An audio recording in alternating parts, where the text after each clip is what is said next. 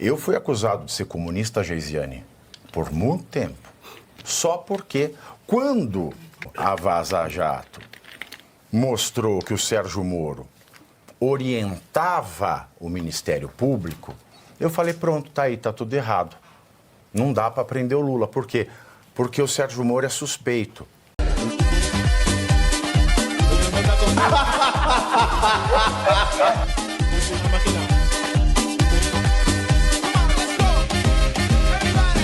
Estar na presidência, tudo bem que ele não só concorreu, ele contou com a ajuda do TSE. Mas a mesma regra tem que se aplicar aqui. Pois é, Pedro, você vê que o direito, na verdade, ele acaba sendo esse grande chancelador para os donos do poder utilizarem como convém. Por isso que chama a atenção o tanto de os supostos garantistas, né, os juristas garantistas, que todos nós, em algum grau, somos, né, que todos têm direito à ampla defesa, ao contraditório, a todas as garantias da lei. Como eles defendem todas as garantias para estupradores, pedófilos, criminosos em geral e para esses supostos golpistas que iriam de táxi, não tinha o táxi, não conseguiu dar o golpe, então aí tudo de pior para eles. E como o professor falou, você tem dentro da própria direita uma canibalização de uma certa crítica ao Bolsonaro, porque o que ele poderia ter feito? A gente não sabe, né? Os fatos que aconteceram foram esses, não temos como saber o que ele poderia ter feito ou não com a caneta na mão. Agora, não há como colocar, ele é merecedor disso porque não fez nada. Não, a injustiça está gritante, está cristalina a injustiça, então não vale essa crítica ao Bolsonaro. E também não vale a crítica de parte do bolsonarismo a quem também é de direita por não aderir 100% às teses do Bolsonaro e do seu clã mais próximo. A direita está se batendo internamente e permitindo com que essa pauta totalitária avance cada vez com mais força. A direita só vai ser direita quando ela entender que direito é sinônimo de liberdade. Não, de liberdade, permitir a liberdade e defender, inclusive, a liberdade dessas bestas que criticam, falam, tem que pôr fuzil na arma lá para a escala 6:1. Isso é liberdade de expressão. Se tem algum crime ou não, tem que ser analisado, mas a pessoa tem o direito de falar. Agora, como você colocou, está tudo errado, né? Os inquéritos, a suspeição dos juízes, dos envolvidos, os juízes palpitando sobre tudo quando deveriam julgar processos, não presidir inquéritos. Agora, como eu disse anteriormente, não seria possível sem essa chancela da mídia e juristas. E, para mim, essa questão do tal plano agora é só mais um dos fascículos, né, da grande novela, né? Cada período é um fascículo, né? Já foi importunação à baleia, já teve a outra tentativa de golpe, o 8 de janeiro sem armas. Agora o novo fascículo é esse, o golpe de Estado de táxi, que também não aconteceu. Eu não sei qual vai ser na próxima semana, mas o que está caminhando é para isso, fechar os inquéritos, porque eles já estão beirando 5 anos, né? Tem inquérito aí que tem mais de 5 anos, não encerram nunca os inquéritos, coloca tudo dentro, né? Vacinação, golpe sem arma, agora plano para matar o juiz que preside o inquérito e a vítima também. Vai colocando tudo ali, o inquérito interminável, que os próprios advogados questionam até hoje de não ter acesso. Então vamos ver se encerrar os inquéritos, finalmente, qual que vai ser o desdobramento. Eu ainda acredito que pro sistema, para esse establishment, donos do poder, não seria interessante prender o Bolsonaro.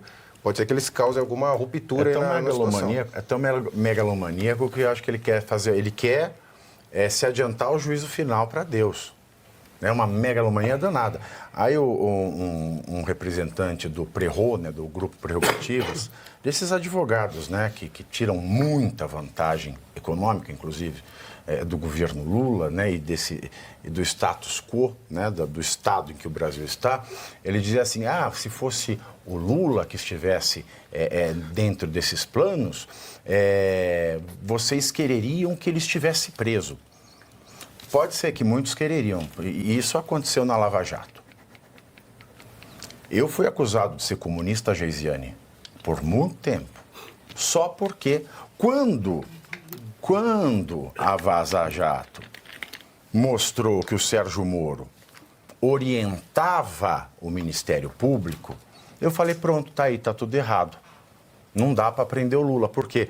Porque o Sérgio Moro é suspeito. Uma das hipóteses de suspeição no Código de Processo Penal é você colaborar com uma das partes, e o Ministério Público é parte no processo penal.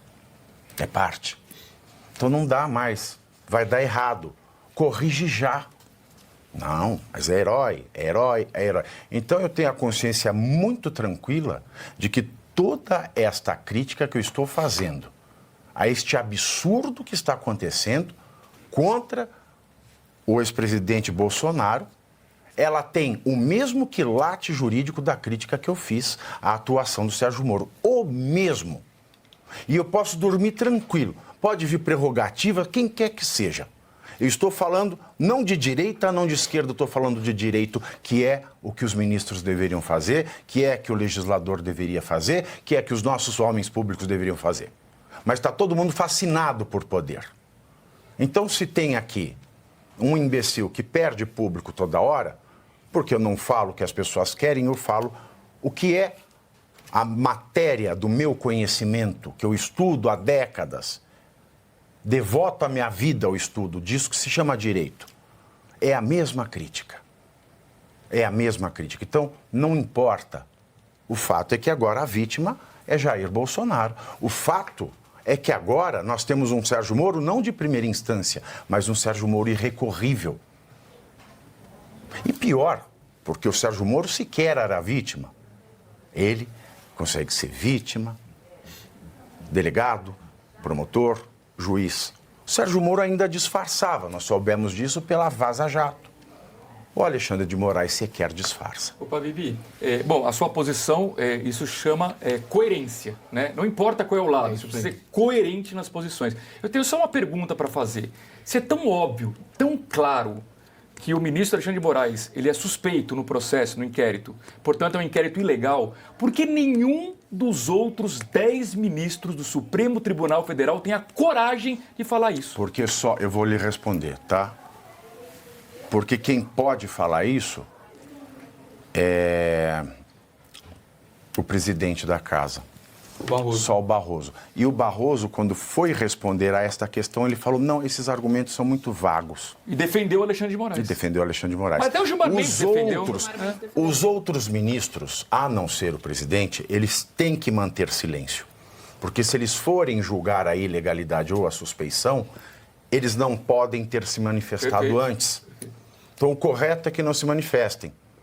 Aqueles que se manifestam, se um dia isso vir a ser julgado pela casa, não poderiam julgá-lo, mas parece que não. Parece que eles se manifestam fora, já adiantam voto, já pré-condenam, etc. e tal. O CNJ é incrível, ele é presidido pelo presidente da STF. Esse é o grande problema. Ele deveria se manifestar, né? O CNJ, mais que o próprio esse Supremo. É o grande problema. Eles só presidem o TSE, o STF e o CNJ. Isso. Exato. Isso não dá certo.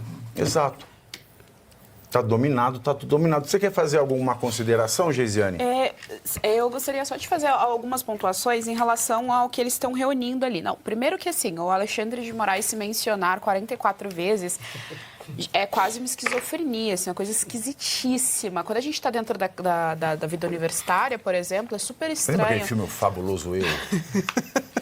Não tem? The Fabulous Me. É super estranho, por exemplo, você pegar um trabalho acadêmico e ficar se citando. Na academia você não faz esse tipo de coisa. Primeiro porque você respeita uma tradição da academia naquele tema que você está, enfim, pesquisando, né? Então você tem consciência ali da tua pequenez diante da pesquisa toda. E segundo que é super estranho. Imagina abrir um trabalho, segundo a Geisiane, tal coisa. É uma coisa esquizofrênica. Mas eu acho toda essa história do golpe muito estranha. Tudo muito estranho, e não estou dizendo que algumas pessoas, inclusive depois em algum momento o professor pode explicar pra gente os tais dos kids pretos, né? Porque assim, é um pessoal da reserva e tal. Não, eles estão vendendo como se fosse um alto escalão e aquela coisa toda. Então assim, a história é toda muito estranha. O plano supostamente não teria funcionado em decorrência de não conseguir pegar um táxi, o que soa mais estranho ainda. É tudo muito estranho. Mas o ponto pra mim é o seguinte... Porque a Angélica pegou primeiro. Isso, a Angélica pegou primeiro. É tudo muito estranho. Ou o táxi em Brasília tá tão ruim assim que os caras não estão conseguindo. Eu não consegui chegar para matar, porque o Uber cancelou a corrida. Não teve golpe por causa da incompetência dos táxis em Brasília. É isso. É a única explicação. Os taxistas salvaram a democracia. Salvar a democracia. É uma coisa assim estranhíssima. Mas o meu ponto é o seguinte: eles alegam a BIM paralela e aí eles falam, eles sempre batem muito nessa história de gabinete. Tendo em vista a Vaza Toga, que nada foi dito e que a investigação que circula em relação à Vaza Toga é quem vazou a informação para a Folha de São Paulo e não conteúdo que foi vazado, conteúdo que dizia claramente para incriminar as pessoas, para usar a criatividade, conteúdo que dizia claramente para investigar um prestador de serviço num apartamento do Alexandre de Moraes que quer fazer uma obra. Então, assim, um conteúdo extremamente grave que tira toda e qualquer credibilidade do Alexandre de Moraes só com a Vaza Toga. dele. É a BIM paralela do Moraes. paralela Ali tem a BIM dele. paralela. Ali Esse assunto sim. acabou, né? Ali sim havia Acabou. uma investigação aos opositores e não era uma investigação para descobrir a verdade.